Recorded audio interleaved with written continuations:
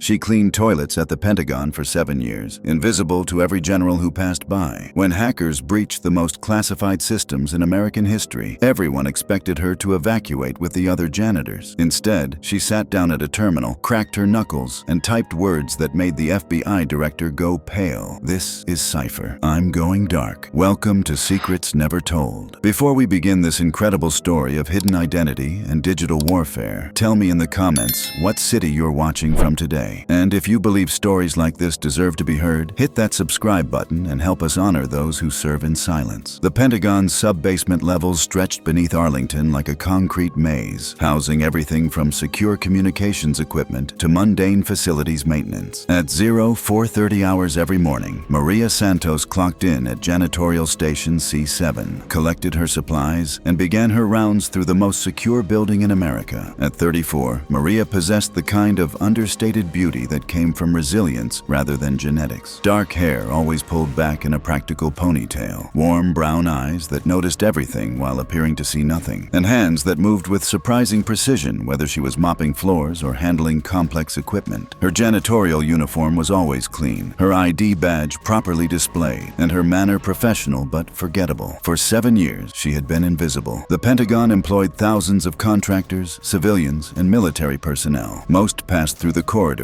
with purposes too important to acknowledge the woman emptying trash bins and cleaning restrooms. Maria preferred it that way. Invisibility was her greatest asset, one she had cultivated deliberately and carefully. Her route took her through sensitive areas that most cleaning staff couldn't access. Offices belonging to Joint Chiefs, intelligence liaison, and cyber warfare specialists. Her security clearance was higher than necessary for janitorial work, but the background check had been thorough and her references impeccable. Maria Santos had worked at the Pentagon longer than most of the officers she served. What nobody knew was that Maria Santos didn't exist 8 years ago. Colonel James Brennan, Deputy Director of Cyber Command, often worked late in his secure office on the 3rd sublevel. He barely glanced up when Maria entered to empty his waste baskets and clean his private restroom. To him, she was furniture with legs, part of the building's infrastructure rather than a person with thoughts or capabilities. "Evening, Colonel," Maria would say politely, her slight accent suggesting origins south of the border.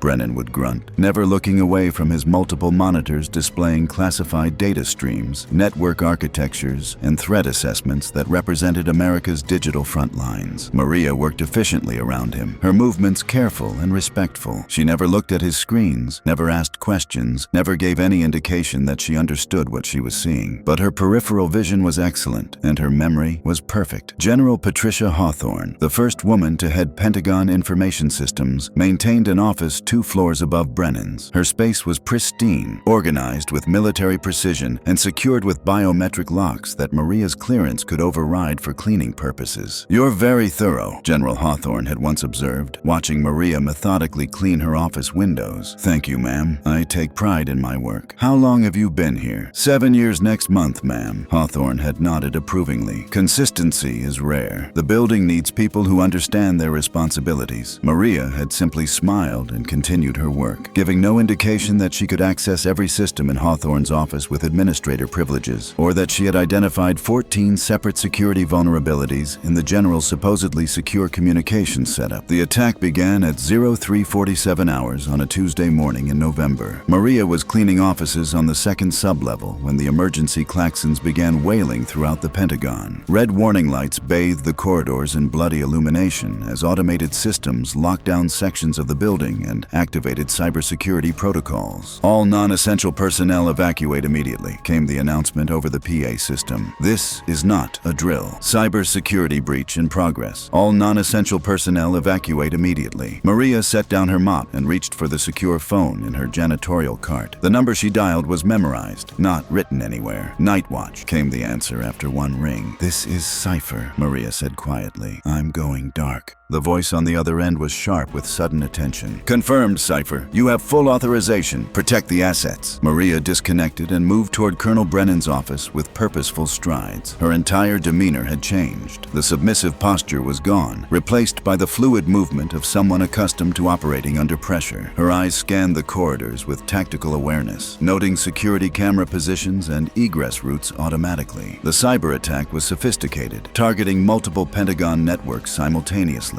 Foreign hackers had penetrated initial security layers players and were systematically accessing classified databases. Standard cybersecurity protocols were failing against an assault that seemed to anticipate every defensive measure. Maria reached Brennan's office to find him frantically coordinating response efforts with his staff. Multiple screens showed network intrusion alerts, compromised systems, and data theft in real time. "Sir," one of his technicians called out, "they're through the secondary firewalls. They have access to JWICS. JWICS, the Joint Worldwide Intelligence Communication System, contained some of America's most sensitive intelligence data. If foreign adversaries gained full access, the national security implications would be catastrophic." "How long until backup protocols engage?" Brennan demanded. "Unknown, sir. They're using our own systems against us. Every countermeasure we deploy, they're already prepared for." Maria stepped into the office. "Colonel Brennan." He spun around, irritated. "What are you doing here?" All civilian contractors were ordered to evacuate. "Sir, I need to use your terminal." Brennan stared at her as if she had suggested flying to the moon. "Are you insane? Get out of here before security removes you." Maria moved to his primary workstation and placed her hands on the keyboard. "Colonel, I'm NSA Cyber Operations Specialist. Maria Elena Vasquez, designation Cipher. I've been embedded here for 7 years. Stand aside." The room fell silent except for the continued alarm klaxons and the frantic clicking of keyboards as technicians fought the digital invasion. "You're a janitor," Brennan said weakly. "No, sir," Maria replied, her fingers already dancing across the keyboard with supernatural speed. "I clean up messes. This is just a different kind of mess." Lines of code flowed across Brennan's screens faster than anyone else in the room could follow. Maria's hands moved with the precision of a concert pianist, typing commands that bypassed normal system protocols and accessed core network architecture. "Jesus Christ," whispered one of the technicians. "She's accessing DARPANET directly." Maria's infiltration of the Pentagon's deepest cyber systems was surgical and elegant. She moved through digital territories that even Colonel Brennan couldn't access, using credentials and backdoors that existed at classification levels beyond his clearance. "Cipher to Night Watch," she said into her earpiece. "Intrusion vector identified. They're using a modified version of our own penetration tool. This is domestic intelligence." The response crackled through encrypted channel. "Confirmed, Cipher. You are weapons hot." Maria's counterattack was devastating. She didn't just repel the foreign hackers. She turned their own assault tools against them, creating a digital kill zone that captured their attack signatures and traced them back to their sources in real time. "Sir," the technician monitoring network status called out in amazement, "the intrusions are being rolled back. All compromised systems are coming back online." "That's impossible," Brennan muttered, watching Maria work. "Those systems were completely compromised." Maria paused in her typing and looked at him directly. For the first time, he saw her as she truly was, not a service worker, but a predator whose hunting ground was the digital realm. "Colonel, I wrote the defensive protocols you've been using for the past 3 years. I also designed the attack vectors they were using against you. The foreign adversaries had help from someone inside your command structure." The implications hit Brennan like a physical blow. "You're saying this was an inside job?" "I'm saying someone with access to our most classified cyber warfare tools provided them to hostile foreign actors. Someone in this building sold out their country." As Maria continued her digital investigation, her fingers never stopping their complex dance across the keyboard, she began identifying the internal breach. Data logs, access pattern, and communication protocols painted a clear picture of betrayal from within. "General Hawthorne," she said finally. Brennan's face went pale. "That's impossible. She's been cleared at the highest levels. She's been selling access to foreign intelligence services for the past 18 months, Maria replied, pulling up financial records that shouldn't have existed. Swiss bank accounts, cryptocurrency transactions, dead drops in Vienna. She provided them with our defensive algorithms and administrative access codes. Through her earpiece, Maria heard confirmation of what she had discovered. "Cipher, we have teams moving on Hawthorne now. Federal marshals are en route to her location." Maria stood from the terminal, her work complete. The Pentagon systems were not just restored but hardened against future attacks using the intelligence she had gathered from the attempted breach. "Who are you, really?" Brennan asked, studying her with new eyes. "For the past 7 years, I've been the person who empties your trash and cleans your restroom," Maria replied. "Before that, I was the person who designed most of the cybersecurity systems protecting this building. After tonight, I'll probably go back to being invisible again." She gathered her janitorial supplies and prepared to leave. "Colonel, you might want to change your password. You've been using your daughter's birthday for the past 6 months. It's not secure." As Maria disappeared into the corridor, Brennan realized he had never told anyone his daughter's birthday, had never even mentioned having a daughter. The woman who had cleaned his office for years had known details about his personal life that even his closest colleagues didn't know. 20 minutes later, federal agents arrested General Patricia Hawthorne in her Pentagon office. The evidence evidence Maria had compiled was overwhelming. Financial record, communication logs, and digital forensics that painted a complete picture of systematic betrayal. The official report would describe the cyber attack as a foreign intrusion that was successfully repelled by Pentagon cybersecurity teams. No mention would be made of the janitor who had saved America's most classified secrets, or the general who had tried to sell them. 2 days after the attack, Maria Santos returned to her regular janitorial schedule. She clocked in at 0430, collected her supplies, and began her rounds through the Pentagon's secure corridors. To most observers, nothing had changed. Colonel Brennan, however, watched her differently now. When she entered his office to clean, he stood up. "Ma'am," he said respectfully. Maria paused in her work. "Colonel, I'm just here to empty your trash." "The hell you are," Brennan replied quietly. "How long have you been watching us?" 7 years, 4 months, 12 days, Maria answered. Since the Beijing incident. Brennan knew about Beijing, though the details remained classified above his level. A cybersecurity breach that had nearly exposed American intelligence assets throughout Asia, stopped at the last moment by someone identified only as Cipher. "Why janitorial work?" Maria resumed cleaning his windows. "Because invisible people see everything, Colonel. Your enemies can't target what they can't see. Are there others like you? Other assets embedded in civilian roles?" "That's classified above your clearance level," Maria replied, but her slight smile suggested the answer was yes. Over the following weeks, subtle changes occurred throughout the Pentagon. Security protocols were updated, personnel assignments shifted, and certain individuals found their access privileges modified without explanation. The cyber attack had revealed vulnerabilities that went beyond technical systems to human factors and institutional blind spots. Maria continued her invisible service, but those who knew her true identity began to notice things they had missed before. The way she positioned herself to observe multiple conversations simultaneously, how she always knew which elevators were out of service before maintenance reports were filed, the fact that sensitive documents left in trash bins were always handled with special care. NSA Director Rebecca Torres visited the Pentagon 6 weeks after the attack. She was one of only 3 people who knew Maria's true identity and assignment. They met in a secure conference room after hours, speaking in the shorthand of professionals who had worked together for years. "How's the cover holding?" Torres asked. "Solid. Most still see what they expect to see. The Hawthorne investigation uncovered 2 additional conspirators, a Navy admiral and a civilian contractor. Both have been quietly removed." Maria nodded. "I identified them in my report. Their communication patterns were consistent with the main network compromise. There may be others. There always are," Maria agreed. "That's why I'm still here." Torres studied her carefully. 7 years is a long time to maintain deep cover. "When was your last vacation?" "Vacations are security risks. I prefer consistency." That wasn't a professional question. Maria was quiet for a moment. "The work matters more than personal comfort. These people trust me to protect them, even if they don't know it. You could request reassignment, return to official NSA operations, and lose access to intelligence that can only be gathered from the inside. Number.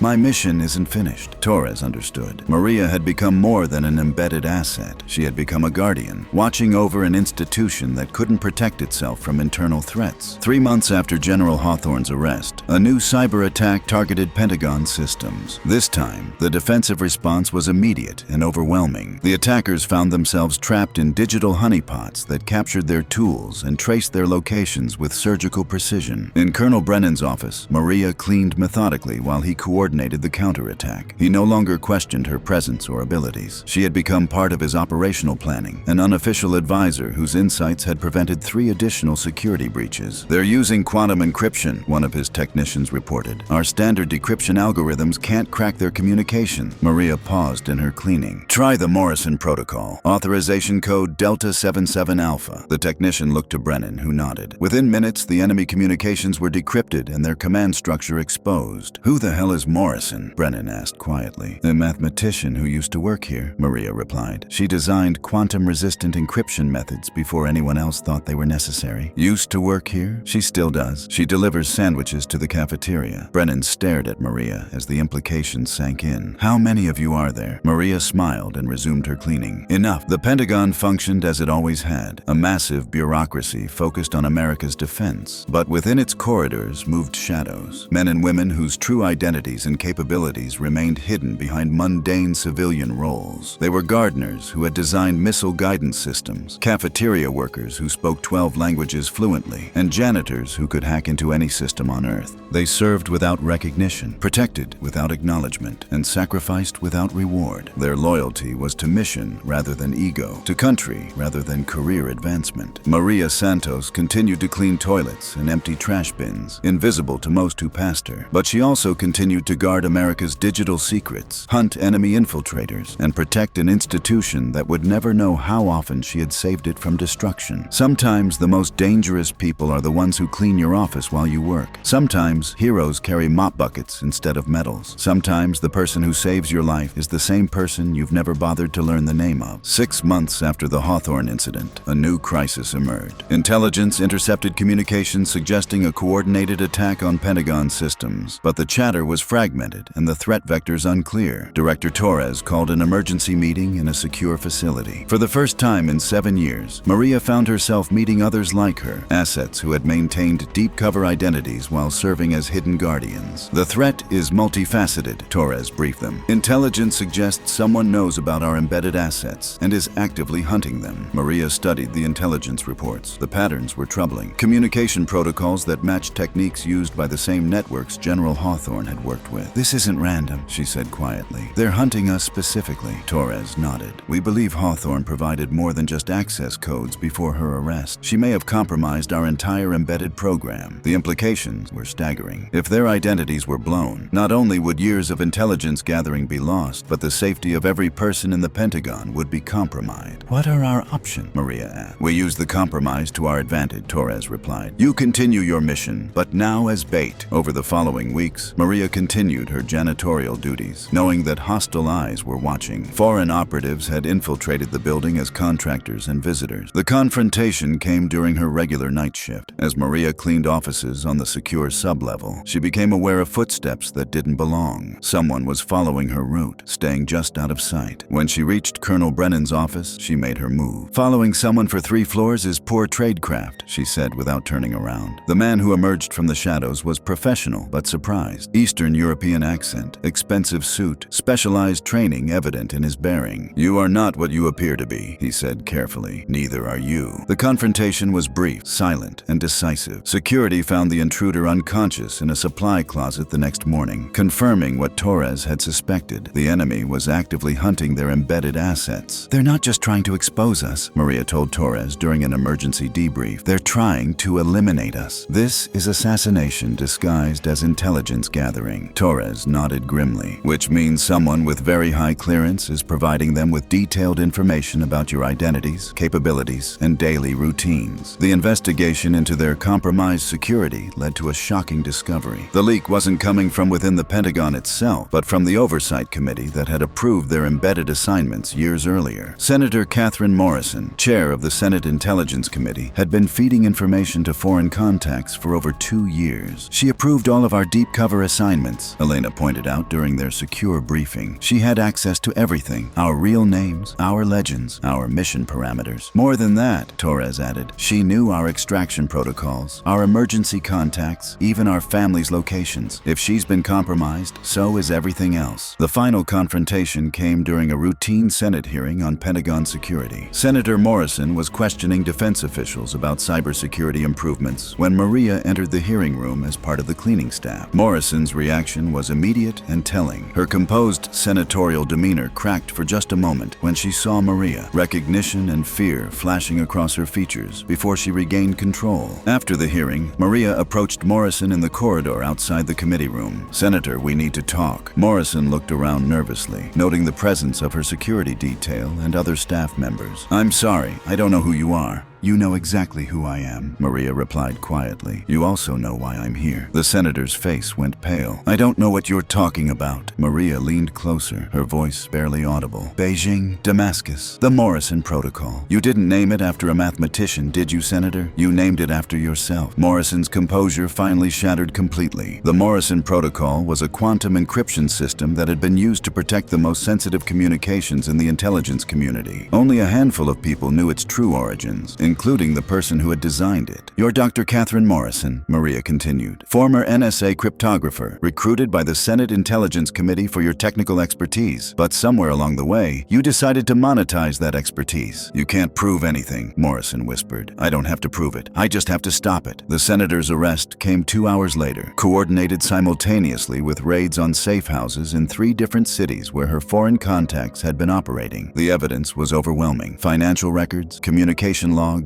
and technical specifications that painted a complete picture of systematic betrayal spanning multiple administrations. But Morrison's exposure revealed something even more troubling. The embedded asset program had been compromised from its inception. Every deep cover operative, every shadow guardian, every invisible protector had been operating under surveillance for years. How many of us are there? Maria asked Torres during the final debriefing. More than you'd expect, fewer than we need, Torres replied. The program will be restructured, new protocols implemented, different oversight mechanisms established. And us. You can maintain your current assignments with enhanced security, or we can extract you and provide new identities in different facilities. Maria considered the option. 7 years of building relationships, gathering intelligence, and protecting people who would never know her name. Starting over would mean abandoning all of that accumulated value. I'm staying, she decided. But I want Chen, Walsh, and Rodriguez to stay too. We work better as a team, even knowing that your identities may be compromised, especially because our identities may be compromised. Now we know who's watching, which means we can watch them back. Torres smiled for the first time in weeks. I was hoping you'd say that. The shadow war continued, but now with different rules. Maria Santos still cleaned toilets and emptied trash bins, still moved invisibly through the Pentagon's corridors. But she also continued to hunt enemy infiltrators, protect classified information, and coordinate with a network of guardians whose true capabilities remained hidden from those they served. The program had evolved, strengthened by adversity and refined by betrayal. America's most sensitive institutions were protected not just by official security measures, but by ordinary people doing extraordinary things in complete anonymity. Sometimes the person who saves your country is the same person who cleaned your office last Tuesday. Sometimes national security depends on individuals who will never receive medals, recognition, or even acknowledgement of their service. But they remember everything. They see everything. And when the moment comes, they're ready to step from the shadows and remind the world that true service requires no recognition, only dedication to something greater than yourself. Have you ever known someone whose quiet competence suggested depths you couldn't imagine? Someone who seemed too observant, too skilled, too prepared for their seemingly ordinary job? Share their story in the comments below and let us know what city you're watching from today. If this story moved you, subscribe to Secrets Never Told. We're here to honor the invisible guardians whose courage transcends identity, whose service continues beyond recognition, and whose sacrifice ensures that others can work safely in buildings they'll never know were protected.